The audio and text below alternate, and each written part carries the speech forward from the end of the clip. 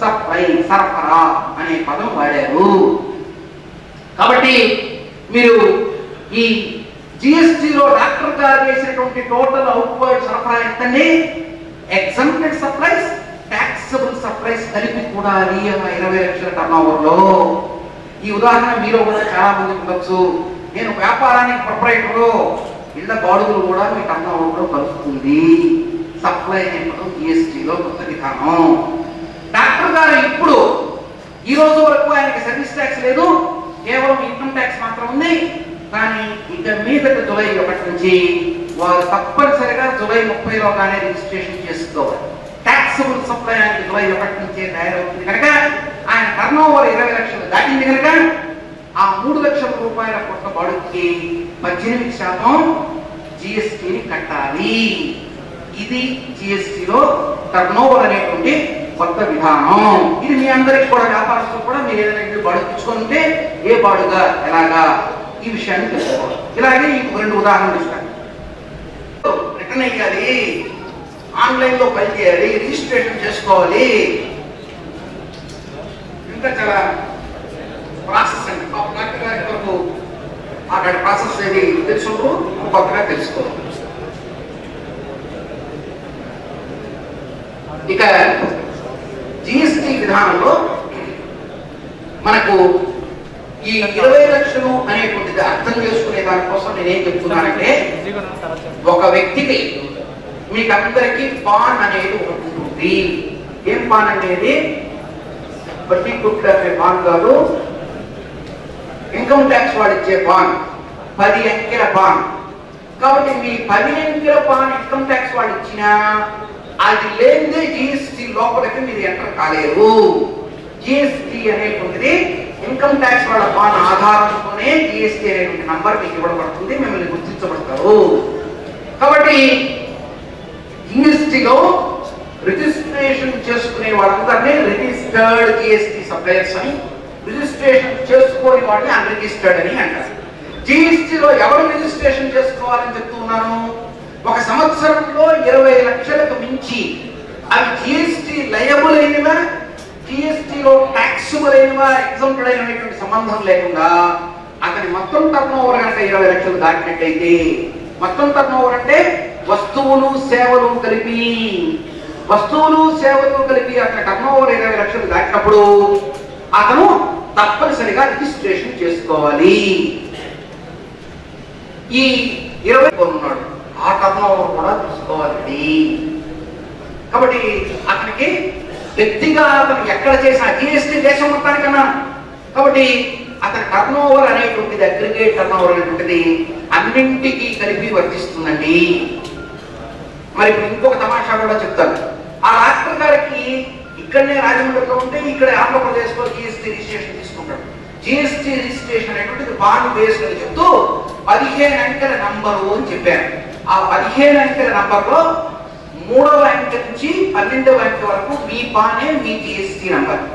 మొదటి 2 అంకెలు ఏ రాష్ట్రంలో రిజిస్ట్రేషన్ చేసుకుంటారో ఆ రాష్ట్రాన్ని సూచించేటువంటి అంకెలు మొదటి 2 అంకెలు మీ జిఎస్టిలో రాష్ట్రాన్ని సూచిస్తాయి. తర్వాత 10 అంకెలు 2 + 10 మీ పాన్ నంబరే ఉంటుంది. చివరి 3 అంకెలే జిఎస్టి రిజిస్ట్రేషన్ లో మీకంటూ వచ్చేటువంటి ప్రత్యేకమైన, అందులో కూడా చివరి అంకె అనేటువంటిది ఒక చెక్ డిజిట్ అంట. కాబట్టి ఈ డాక్టర్ గారికి ఇల్లు హైదరాబాద్ లో ఉందనుకున్నాం. నేను చెప్పిన ఇల్లు డాక్టర్ గారు ఇక్కడ ప్రాక్టీస్ చేసి ఇక్కడ బిల్డింగ్ కడితే అందరికీ తెలుస్తుంది ఎందుకు అని హైదరాబాద్ లో బిల్డింగ్ కట్టి బాడుగులకు ఇచ్చాడు. అతని ఇన్కమ్ ట్యాక్స్ హైదరాబాద్ బాడుగులైనా అడ్మిట్ చేయాలిగా, తెలిసిపోతుంది వాళ్ళకి. కాబట్టి హైదరాబాద్ నేను ఎక్కడ ఉన్నాను, నా హైదరాబాద్ లో బిల్డింగ్ ఎలా తెలుస్తుంది అనుకోకండి.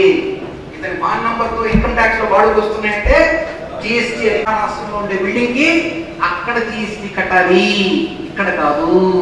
అంటే అఫ్కోర్స్ జిఎస్టి అనేటువంటిది మీరు ఎన్ని రాష్ట్రాల్లో ఎన్ని కేంద్రపాలిత ప్రాంతాల్లో వ్యాపారం చేసినా ఇక్కడ కూర్చొని కంప్యూటర్ ద్వారా ఇక్కడ నుంచే ఆ రిజిస్ట్రేషన్ తీసుకోవచ్చు, ఇక్కడ నుంచే ఆ పన్ను కట్టచ్చు, ఇక్కడ నుంచే అన్ని సేవలు చేసుకోవచ్చు. జిఎస్టిని వినియోగించి మనిషి అక్కడికి పోవాల్సిన పనే లేదండి. కాబట్టి జిఎస్టి అనేది ఎక్కడ ఒక చోట కూర్చొనైనా దేశమంతా వస్తువులు అమ్మచ్చు, తీసుకోవచ్చు. ఇది ఈ జిఎస్టిలో ఉండేటువంటి ప్రత్యేకత. సో ఇప్పుడు మళ్ళీ వెనక్కి వస్తున్నాను.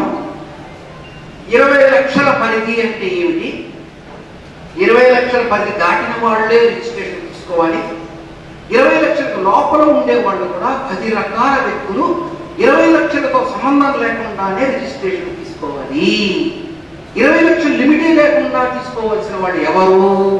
ఒక 3 ఎగ్జాంపుల్స్ చెప్తాను. ఒక లాడ్జి హోటల్, ప్రతి రూమ్ బాడుగా టారిఫ్ రేట్ 1000 రూపాయల కన్నా లోపల ఉండే వాళ్ళందరూ నిల్, ఏ సేవా పన్ను, ఏ జిఎస్టీలో అతను అందించే సర్వీసెస్ కి పన్ను లేదండి. కాబట్టి ఒక లాడ్జీ అతను 1000 రూపాయలకు లోపల ఉన్నట్టయితే ఒక్కొక్క రూమ్ రెంట్, అది 20 లక్షలు దాటిందా 20 లక్షల లోపల ఉందా అనే ప్రశ్న లేకుండా అతనికి లాడ్జీ రెంట్స్ అనేటువంటివి ఎగ్జాంప్టెడ్. ఒక్కొక్క రూమ్ రెంట్ 1000 రూపాయలకి లోపల ఉన్నట్టే. సే ఫర్ ఎగ్జాంపుల్ మీరు యాపిల్స్ అమ్ముతారు, మామిడి పండ్లు అమ్ముతారు, ఇవన్నీ ఎగ్జాంప్టెడ్. నిల్ రేట్, నేను చెప్పినట్టుగా ఫిష్ అమ్ముతారు, నిల్ రేట్. పౌల్ట్రీ బర్డ్స్ అమ్ముతారు, నిల్ రేట్. ఇవన్నీ ఎగ్జాంప్టెడ్ గూడ్స్, ఎగ్జాంప్టెడ్ సర్వీసెస్ నేను చెప్పినట్టుగా. కానీ ఆ 1000 రూపాయల రూమ్ బాడుగకి ఇచ్చే లాడ్జీ ఓనరు సులభంగా ఓయో రూమ్స్ ఒక బోర్డు పెట్టుకుంటాడు. నెట్లోకి వెళ్ళి ఓయో అనే కంపెనీ వాడుకో, నాకు బయట నుంచి ఎవరైనా రాజమండ్రిలో రూమ్ కావాలి అని బటన్ నొక్కితే నా హోటల్ చూపించు నెట్లో. కాబట్టి అతనేం చేయాలి? ఇప్పుడు అతనికి అసలు ₹1 జిఎస్టీ కట్టే లైబిలిటీ లేదు. ఎందుకు లేదు? జిఎస్టీలో 1000 రూపాయలకు పర్ డే పర్ రూమ్ కి రెంట్ జిఎస్టీలో పూర్తిగా ఎగ్జాంప్టెడ్ అయినా అతను ఎన్ని లక్షలు టర్నోవర్ చేసినా జిఎస్టీ కట్టవలసిన పని లేదు. రిజిస్ట్రేషన్ మాత్రం తప్పనిసరి. ఎందుకు చెప్పాడు? ఎవరైనా సరే ఈ కామర్స్ ప్లాట్ఫారాన్ని వాడుకునేటట్టయింది, అది సొంత పేరుతో కానీ లేక ఒక బ్రాండెడ్ సర్వీస్ గా కానీ ఆ వాడుకునే వాళ్ళందరూ కూడా తప్పనిసరిగా రిజిస్ట్రేషన్ తీసుకోవాలి. 20 లక్షలతో పని లేదు.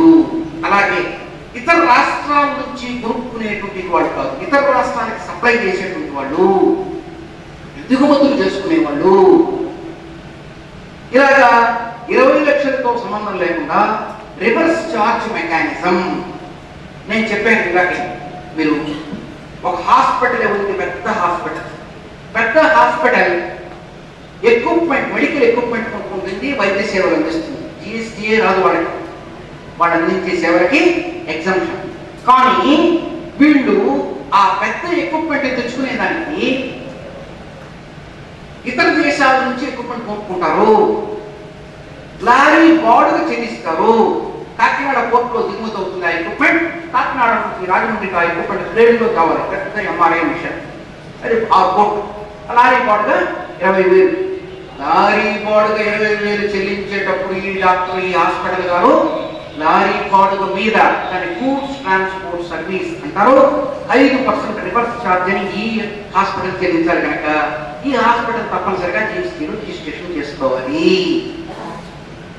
ఒక యూనివర్సిటీ అనుకుందాం, యూనివర్సిటీ ఆన్సర్ పేపర్స్ అనే కాలేజీలో అందరూ పరీక్ష రాసిన ఆన్సర్ పేపర్స్ ఒక లారీలో తెప్పించుకుంటుంది, లారీ వాడికి బాడుగ ఇస్తుంది. ఆ బాడుగ పాపానికి జిఎస్టీ రివర్స్ ఛార్జ్ మెకానిజం. కాబట్టి ఎగ్జాంప్టెడ్ సర్వీస్ టోటల్ గా అయినా నేను చెప్పినట్టు ఒక హోటల్ ఆయన 1000 రూపాయల లోపల రూమ్లే మెయింటైన్ చేస్తున్న జిఎస్టీ రాదని అంటూ ఉన్నా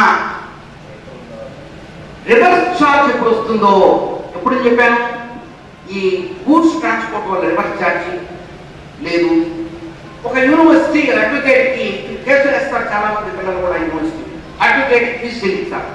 అడ్వకేట్ ఫీజు చెల్లించేటప్పుడు అడ్వకేట్ సేవని యూనివర్సిటీకి ఇచ్చాడు కదా అని అడ్వకేట్ జిఎస్టీలో రిజిస్ట్రేషన్ చేసుకొని పన్ను వసూలు చేయండి. రివర్స్ ఛార్జ్ అనే మెకానిజం ఏం చెప్తున్నాను? గూడ్స్ అండ్ సర్వీసెస్ సరఫరాదారుడు అమ్మిన వ్యక్తి కట్టవలసిన పన్నుకి ఒక ఎక్సెప్షన్ గా కొన్న వ్యక్తి, సరుకులు కొన్న వ్యక్తి, సేవలు వినియోగించుకున్న వ్యక్తి చెల్లించాలి ఈ పన్ను, అమ్మిన ఆయన కాదు అని చెప్పేదాన్ని ఏమంటారు? రివర్స్ ఛార్జ్ అంటారు. కాబట్టి ఒక యూనివర్సిటీ లేదు, నేను చెప్పిన హోటలు, ఒక అడ్వకేట్ ఒక హోటల్లో కూడా దిగిన ఆయన హోటల్ మీద కేసు చేశాడు, అడ్వకేట్ పెట్టుకున్నాడు, అడ్వకేట్ ఫీజు చెల్లించాలి. అడ్వకేట్ ఫీజు చెల్లించాల్సిందో అప్పుడు పోయి జిఎస్టీలో రిజిస్ట్రేషన్ చేసుకోవాలి. ఎందుకు? అడ్వకేట్ ఫీజుకి తను కట్టాలి జిఎస్టీ. కాబట్టి రివర్స్ ఛార్జ్ లో ఉండే వాళ్ళకి 20 లక్షల రూపాయల లిమిట్ అనేది అప్లై కాదు. కాబట్టి 20 లక్షల రూపాయల లిమిట్ అనేటువంటిది సాధారణంగా ఉండేటువంటి వర్తకులకు తప్ప, సాధారణంగా సేవలు అందించే వాళ్ళకి తప్ప. ఉదాహరణకి మన ఆడిటర్లనే తీసుకుందాం. ఆడిటర్లు కూడా సేవ అందిస్తారు. సేవలకు కూడా 20 లక్షల రూపాయలే లిమిట్. ఒక చార్టెడ్ అకౌంటెంట్కి క్లయింట్ ఉంటారు కదా, ఆ క్లయింట్లకి సేవ అందించినప్పుడు డబ్బు తీసుకోవాలి కదా, ప్రతిఫలం లేకపోతే ఇంట్లో జీవనం భార్య సాకాలి కదా. కాబట్టి పూర్తిగా కాకుండా డబ్బు తీసుకుంటాడు. నేను 20 లక్షల రూపాయలు ఉన్నానండి ఆడిటర్ని, నేను ట్యాక్స్ ఇన్వాయిస్ రిజిస్టర్డ్ కాదు, బిల్ ఇవ్వను అని అంటే చెల్లించే ఏ వ్యాపారి అయినా 20 లక్షల పైన ఉంటాడు. 20 లక్షల పైన ఉంటే వస్తారు ఆడిటర్ దగ్గర. చెల్లించేటువంటి వ్యాపారి ఎవరికి చెల్లిస్తున్నారో సేవ ఇచ్చింది ఆడిటర్. ఆడిటర్ గారి రిజిస్ట్రేషన్ లేదు కనుక, ఆడిటర్ గారి సేవలు జిఎస్టీలో లైబుల్ కనుక, ఆ ఆడిటర్ గారు 10,000 రూపాయలు బిల్లు ఇచ్చినందుకు ఆడిటర్ దాంట్లో 1,800 యాడ్ చేయకపోయినా, రిజిస్ట్రేషన్ ఉంటే యాడ్ చేసిస్తాను, మీకు అది ఇన్పుట్ ట్యాక్స్ గా వస్తుంది. రిజిస్ట్రేషన్ చేయకపోయినా ఈ సేవ కోసం ప్రతిఫలం చెల్లించే వ్యాపారస్తులు తను రివర్స్ ఛార్జ్ లో ఆ 1,800 అంటే 18% ఆ 10,000 మీద కట్టేసేసి తను ఇన్పుట్ ట్యాక్స్ గా క్లెయిమ్ చేసుకోవచ్చు. కానీ ఆ ఐటమ్ పేరు చెప్పి పలానా రోజు పలానా బిల్లు గాను నేను ఆయన డబ్బు ఇచ్చాను కనుక నేను కట్టుకున్నాను, దీన్ని రివర్స్ ఛార్జ్ అంటారు.